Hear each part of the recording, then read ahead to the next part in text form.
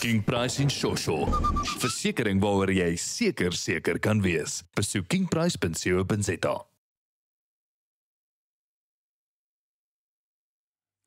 Tim du Plessis, nuuspersoon van die week. Lekker Tim om jy weer terug te hê by ons. Lekker om vir 'n slag weer hier te wees. Ja. Lang tye. Ons is al lank besig met hierdie. Ek is die Lazarus van ontbytsake.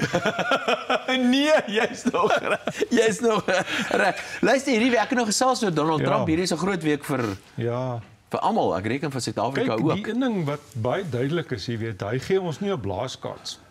Hy het hierdie week sy ambassadeur wat hy vir Suid-Afrika wil aanstel bekend gemaak.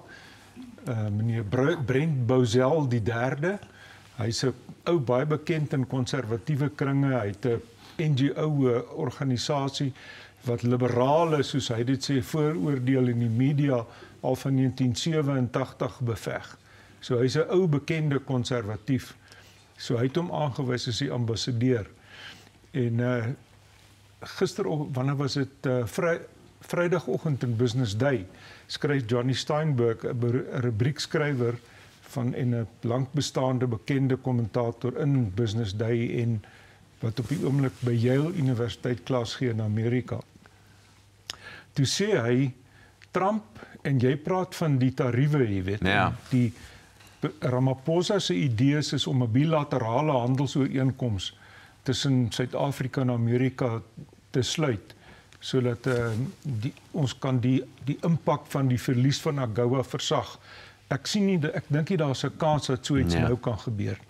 Maar Johnny Steinberg skryf, Trump, wanneer hy boelie, en jy weet, almal dink jy moet altyd 'n boelie teenstaan, maar die probleem is net, jy weet, soos Mike Tyson gesê het, jy kan 'n gevegsplan hê, maar as jou opponent jou in die gesig slaan, dan vlieg jou vegplan by die venster uit. Ja. Jy kan sê, ek sal my nie laat boelie nie, jy weet, maar die boelie is groot. En al hoe hy werk is, jy moet soog vir hom. Hy vertel die storie, Steinberg, van 'n gesiene regsfirma in Amerika wat teen Trump gelitigeer het in die tyd wat hy buite die politiek was. Toe het hy daai firma gestraf met een van hierdie bevele van hom, waarin hy gesê het, geen saak staatsinstansie sal met Paul Weiss, die prokureursfirma, sake doen nie. Hulle het miljarde rande se dollars, se fooie wat hulle skryf, en 1000 prokureurs in diens. En die voorsitter van die maatskappy het hierdie week heeltemal gaan lê, hulle makiesie geslaan. Ja. Al hoe hy werk. Nee, hierdie ou 'n deal wil maak met hom, dan moet jy na sy pype dans.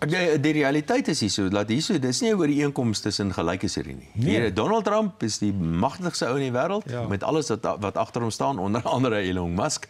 En jy moet mooi verstaan, dit is nie 'n ooreenkoms tussen gelykes nie. En hierdie houding wat ons politici het om te probeer die indruk skep dat hulle gaan Donald Trump op sy plek sit, en dit is baie gevaarlike speletjies. Kyk, hy het nog nie eens regtig, hy het nog net so 'n bietjie geboelie, jy weet. So hy het nog. Maar ons het ons dadelik laat boelie met die hernoem van Santon Ryland na Leila Khalid. Cyril Ramaphosa het mooi gaan vra vir die stadsbaas in Johannesburg, moet tog nie daarmee aangaan nie, dit is 'n sensitiewe ding en so. So hy het nog niks gedoen nie, en ons het al klaar begin toegee. Dan ben jy altyd lekker met jou te gesels. Kom ons kyk wat gebeur hierdie week. Of daai heffingsdiens Suid-Afrika ingestel geword en wat nog? Of miskien verander hy sy plan, want kort het hy 'n ander plan. Tim du Plessis, dankie dat jy weer by ons gedraai kom. Dankie, Dawie. Sowel daar, sowel dinge.